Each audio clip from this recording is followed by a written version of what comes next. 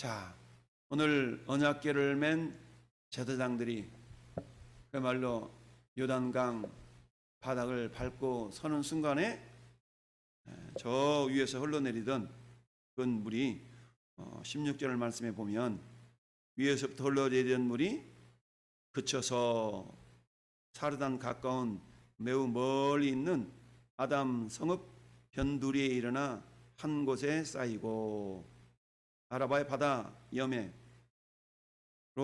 향하여 그 사이죠. 흘러가는 물은 온전히 끊어져 그러짐에 백성이 여리고 앞으로 건넜다. 할렐루야. 근데 여호와 언약궤를 맨 제사장들은 요단 가운데 따라합시다. 마른 땅이 섰고, 따라하세요. 마른 땅이 섰고 백성들은 마른 땅으로 건넜더라. 3장의 마지막 절 말씀인데, 자, 이스라엘 백성들이 요단강을 건너감에 있어서 먼저 제사장이 언약궤를 메고 그야말로 그 요단강을 건너기에 가장 불합리한 시기를 선택했다라고 했어요.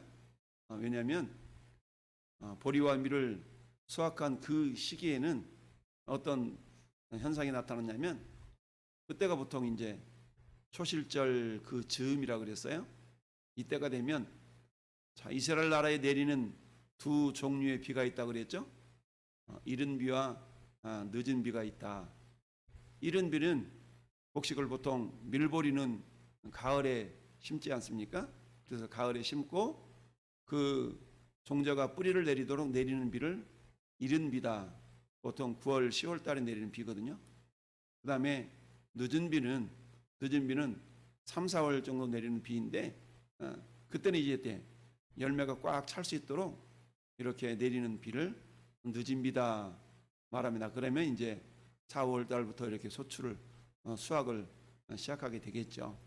그래서 처음으로 낫을 되는 그 수확을 우리가 그래서 초실절이다라고 그랬죠. 하나님께서 이스라엘 백성들이 명령한 7가지의 절기에 대한 내용을 여러 번 말씀드렸는데, 여러분 처음으로 지킬 수 있는 절기가 유월절, 두 번째가 무교절, 세 번째가 초실절, 그리고 7가지 절기의 중앙에 지키는 철칠절 또는 맥추절 또는 오순절 이라고 명명하죠. 그리고 가을절기인 7월 1일 날 지키는 나팔절, 7월 10일 날 절기는 대속죄절, 7월 15일에 지키는 장막절, 이렇게 7절기가 있는데요. 자, 오늘 이 배경은 초실절이 배경입니다. 초실절 날 하나님께서 이때는 요단강 물이, 평상시에는 요단강 강폭이 한 3, 40m 정도밖에 되지 않습니다. 그리고 그닥 물이 많지 않기 때문에 하나님은 갈수기를 선택을 해서 건너가게 하셨더라면 굳이 이처럼 어려움을 겪지 않았을 터인데, 왜 가장 물이 많이 넘치는 그런 시기를 선택해서 하나님께서는 건너가게 하셨을까? 이 영적인 원리가 있어요. 그것은 지금 이들이 건너는 이 시기가 어떤 시기예요? 초실절 시기라고 그랬죠. 그러면 초실절의 영적인 의미는 뭡니까? 이스라엘 백성들에게 있어서의 초실절은 그야말로 이제 막 처음 추수를 시작한 그것을 기념하며 감사하는 절기다. 그러면 어때요? 처음 수확을 시작했으니까 두 번째, 세 번째, 네 번째 계속적인 수확의 성공을 위하여서, 수확의 완성을 위하여서 하나님께 감사하는 그런 절기가 초실절이다. 그렇다면 초실절은 예수님에게는 어떤 의미가 있나? 예수님에게는 어때요? 부활하신 날, 예수님이 부활하신 날을 초실절이다 라고 얘기했죠. 내가 이렇게 부활하리라. 여러분, 예수님의 부활은 모든 믿는 자들의 첫 열매가 되신 겁니다. 그래서 예수님의 부활은 그를 믿는 모든 자들이, 따라합시다, 죽어도 다시 살고, 그렇습니다, 죽어도 다시 사는 그런 의미가 있는 것이죠. 그래서 무교절을 통하여서 모든 옛사람이 죽어지고 이 초실절을 통하여 다시 산다라는 그런 기대와 희망을 가지는 절기가 이 초실절이다.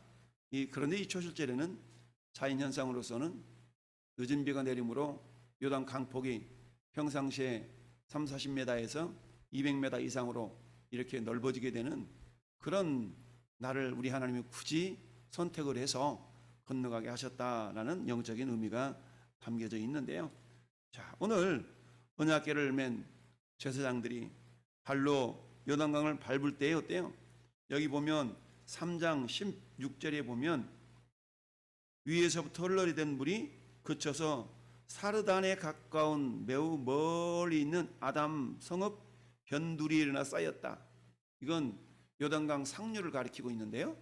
요단강 상류 약 25km, 지금 이스라엘 백성들이 건너고 있는 상류 지역에 한 25km 되는 그 지역을 지금 말씀하고 있는데요. 위에서 흘러내리던 물이 멈춰서 버리니까 밑으로 흘러가던 물은 금세 사라졌겠죠. 그래서 성경은 17절 3장 17절에 마른 땅에 굳게 섰다. 그리고 백성들은 그 마른 땅으로 건너갔다. 이렇게 얘기합니다. 이걸 생각하면 40여 년 전 홍해를 건널 때의 모습이 상상이 됩니다. 그런데 출애굽 2세대들에게는 이런 경험이 없었다고 그랬죠. 출애굽 1세대는 홍해를 모세의 지팡이를 통하여 열어놓은 후에 이 홍해를 결국 하나님이 마른 땅이 되게 하셨던 역사가 있었는데, 지금 이스라엘 출애굽 2세대들에게는 그런 하나님의 역사가 그저 전설로만 들려줄 수밖에 없었다. 그래서 하나님은 다시 한번 내가 너희의 여호와라, 내가 너를 인도하시는 하나님이다 라는 걸 보여주시기 위해서 요단강을 말리셨다. 그런데 말리시는 방법이 모세를 통하여서 홍해를 건너는 방법과 비슷하지만 조금 다른 부분이 있었다라고 했어요. 여러분, 홍해를 건널 때는 그 누구도 홍해를 밟아서 열어놓지 않았어요. 모세를 통하여 모세가 가지고 있던 지팡이를 홍해를 가리킬 때에 홍해가 열렸더라. 그렇지만 열린 홍해길을 걸어가기 위해서는 어때요? 이스라엘 백성들이 혹시 이 물길이 다시 합쳐지면 어떡하지? 라는 그런 두려움도 있었겠지만, 그러나 하나님이 여신 이 물길을 우리가 통과해야만이 살 수밖에 없다는 그런 생명의 어떤 절박함 속에서 홍해를 건너게 된 거죠. 물론 그들에게도 믿음이 있었겠지만 그 믿음에 앞서서 지금 뒤에는 이집트 군대가 쫓아오고 있었기 때문에 그야말로 선택의 여지가 없었던 것입니다. 그야말로 하나님께서 그야말로 인도하시고 밀어가시는, 이끌어가시는 그런 상황 가운데서 홍해를 건넜다면, 여러분, 요단강은 어때요? 뒤에 쫓아오는 적이 없죠. 오히려 앞에서 기다리고 있는 적들이 있을 따름이었죠. 앞에서 기다리고 있는 적들을 이제 물리쳐야 될 위한 그런 사명이 남아있는데, 하나님께서는 요단강물을 제사장들이 발을 밟는 순간에 말리셔서 그 요단강물이 마른 땅에 되게 하시고 건너게 하셨다란. 그렇다면 요단강을 건널 때 역시 이스라엘 백성들이 필요한 것은 뭐예요?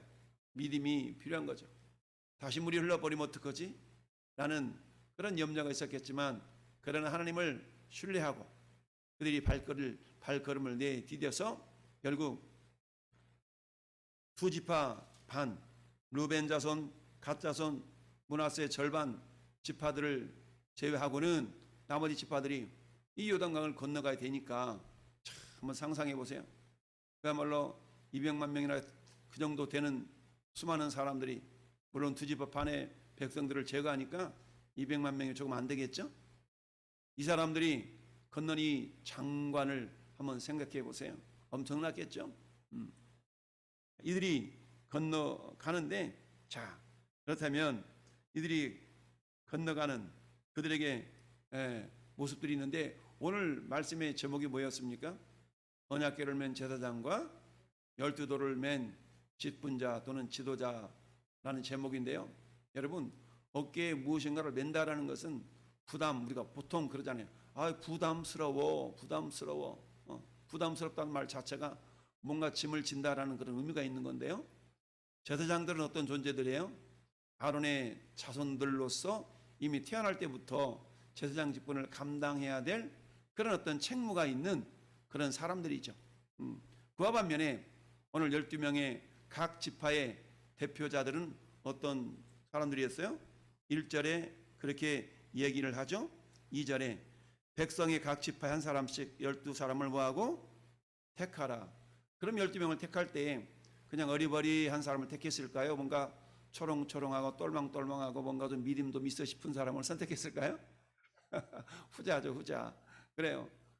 여호수아가 각 지파의 한 사람씩을 선택함에 있어서 야, 네가 나가 그러진 않았을 것 같아요.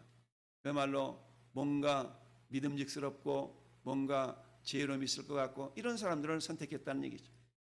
오늘 말하면 여러분 사도행전 6장에 사도들이 7 집사를 선택할 때 그 기준이 뭐였습니까? 성령 충만하고 지혜롭고 사람들에게 인정받는 칭찬받는 그런 사람을 7명 선택한 거 아니겠어요? 그런 것처럼 12지파에 12명을 각 한 지파 한 사람씩 선택했을 때에 그들은 오늘날로 말하면 직분자들이다 라고 말할 수가 있어요. 그런데 이 12명은 결국 뭡니까? 전 이스라엘 백성들을 대표하기 때문에 첫째는 직분자지만 둘째는 모든 이스라엘 백성이다. 이건 오늘날로 말하면 뭐겠어요? 직분자임과 동시에 모든 성도들에게 해당된다라는 말입니다. 그렇다면 이 아론의 아들 제사장들이 법궤를 메었다는 얘기는 뭡니까? 뭔가 직분과 사명을 감당해야만 되는 그런 사명이 있는 자들이었고 또한 12명의 그런 각 지파 한 사람들 역시도 이들이 뭐예요? 제사장들이 밟고 서 있는 그 앞에 있는 돌 12를 택해서 어깨에 매라 라고 그랬어요. 여러분 어깨에 맨다는 얘기는 그래서 조망만한 자그마한 돌을 이렇게 어깨에 맨다라는 것은 의미가 없죠. 어깨에 맨다는 얘기는 뭐예요? 그나마 좀 무겁고 크기가 좀 규모가 있고 이런 돌들에 대한 표현 아니겠습니까? 이런 돌들을 어깨에 맸다는 얘기입니다. 여러분 이처럼 여호수아가 명령을 내렸을 때에 이들은 어땠어요? 이들은 겸손하게 순종을 했다라는 얘기입니다. 그런데 이 돌들을 왜 매야 되는가?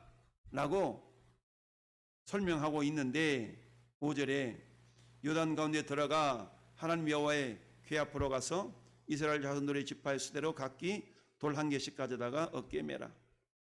이것이 너희 중에서 뭐가 되리라? 표징이 되리라. 할렐루야. 후일에 너희의 자손들이 물어 이르되 이 돌들이 무슨 뜻이냐 이러거든. 하나님이 이렇게 역사하셨다. 하나님 역사의 징표, 하나님 역사하심의 표징이다 라는 이야기입니다. 할렐루야. 자, 그러면서 이 돌들을 12개를 메고 오늘 밤 유용할 곳에 유숙할 곳에 가져다가 영원히 기념이 되게 하라 라고 얘기했어요. 그런데 여러분 9절 말씀을 보면 자 여호수아가 또 요단 가운데 곧 언약궤를 맨 제사장들의 발이 선 곳에 돌 12를 세웠더니 오늘까지 거기 있더라. 여러분 기억납니까? 작년입니까? 재작년입니까? 제가 오늘 본문의 말씀을 가지고 두 12돌이라는 제목으로 설교를 한 적이 있는데 이 내용이 기억난다 그러면 여러분은 천재일 것이고 기억나지 않는 것이 어쩌면 자연스러운 일일 수가 있겠죠. 두 12돌. 여러분 12돌을 12지파의 사람들에게 이렇게 준비해서 메어가지고 유숙할 곳으로 가라라고 하는 데서 그치는 것이 아니라 9절 말씀에 보니까 여호수아가 또 요단 가운데 언약궤를 맨 제사장들이 발이 선 그곳에 돌 12를 세워라. 여러분 그렇다면 이 12돌은 물이 다시 흐르게 된다 그러면 흘러 가버릴 그런 지역 그런 장소일 텐데 이곳에 굳이 12돌을 또 세우라고 그랬을까 이렇게 생각해 볼 수가 있습니다. 이 두 번째 12돌을 강바닥에 세우라고 하신 까닭은 따라합시다. 우리의 옛사람 우리 옛사람을 그야말로 흘려 보내는 것입니다. 따라서 이 요단강은 어찌 보면 우리가 십자가라고 말할 수가 있겠죠. 그리스도 예수의 사람들은 정과 욕심을 십자가에 못 박았느니라 라고 갈라디아서 5장 24절에 말씀하심과 같이 여러분 이제 이스라엘 백성들이 요단을 건너서 가나안 땅에 들어가 살기 위해서는 어때야 돼요?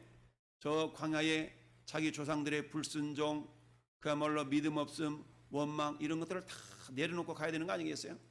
그래서 요단 강가에 요단 강 밑에 강바닥에 돌 12개를 세우라는 것은 이전에 자기 조상들의 불신앙과 원망과 이런 모든 것들을 다 내려놓고 이게 한마디로 말하면 나 옛사람을 죽이는 그런 어떤 영적인 원리가 있는 겁니다. 그래서 요단강을 건넌 이후의 삶은 어때요? 새롭게 태어난 이게 뭡니까? 이게 초실절의 의미가 되는 것이죠. 그래서 새롭게 태어난 삶으로 이제 새로운 사람으로 이 가나안 땅의 삶을 살아가도록 하시기 위해서 강바닥의 12돌을 이렇게 세워라. 그리고 유숙할 곳에 메어 가지고 간 12돌은 그야말로 하나님이 역사하심에 대한 기념물, 하나님이 역사하심에 대한 기념 표징이 되게 하라라고 말씀하고 있습니다. 사는 성도 여러분, 교회라는 공동체는 어때요?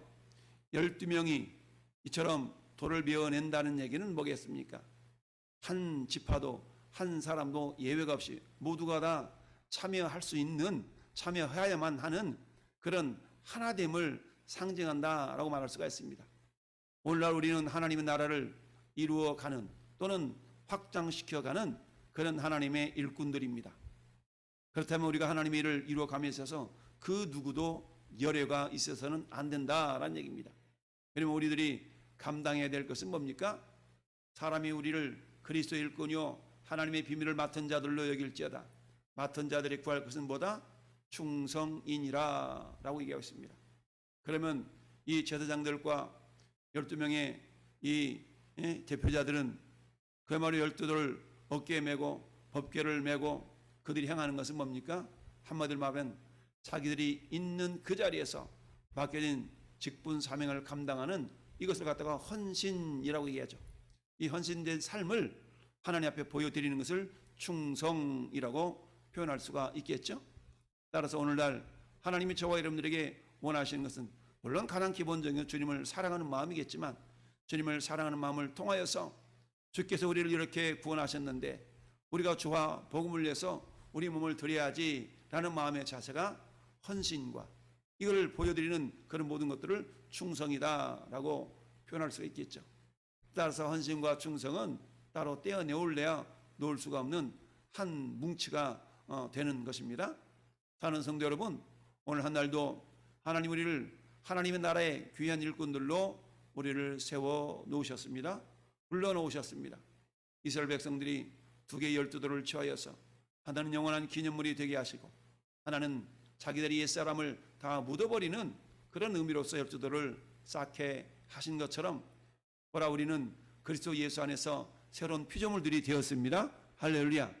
우리가 새로운 피조물들로서 주와 복음을 위해서 충성하는 자들이 되어서 우리 주님 보실 때 참 잘했다, 착하고 충성된 종아라고 칭찬과 인정을 받음으로 말미암아서 우리 하나님의 즐거움, 하나님의 기쁨을 함께 누려가며 여러분 우리 자녀들의 오고 오는 세대들에게 영원한 기념물을 만들어가는 오늘 복된 하루가 되기를 예수님의 이름으로 축원을 드립니다. 아멘.